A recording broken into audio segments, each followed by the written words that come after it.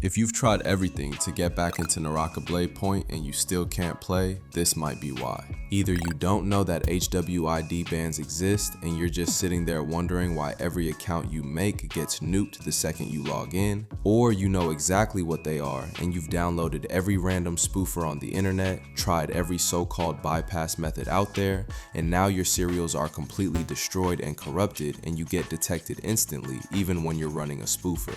Today, that ends, and I'm going to tell you how to fix it. I want to introduce you to Saturn. Saturn is an HWID spoofer built specifically for Naraka Bladepoint and every other game protected by Easy Anti-Cheat, Vanguard, and BattlEye. And before you compare it to your typical spoofer, the one that costs 20 bucks a month because the developer copy-pasted every public repository on GitHub and asked ChatGPT to stitch it together, let me stop you right there. Did you know that? Because it's true. 90% of spoofers out there are the exact same tool, just rebranded. That's why when one gets detected, everyone gets wiped at the same time and floods the forums crying about it. Saturn is different. It's been in development for months by veteran cheat and spoofer developers, built with an obsessive attention to detail. Completely private code, completely private methods. From every single identifier it changes on your machine to the techniques used to do it. That's exactly what makes Saturn unique. And right now, it's the only spoofer on the market that is completely undetected on Naraka Bladepoint in every game protected by Easy Anti-Cheat, Vanguard, and BattlEye. Now, I can already hear you.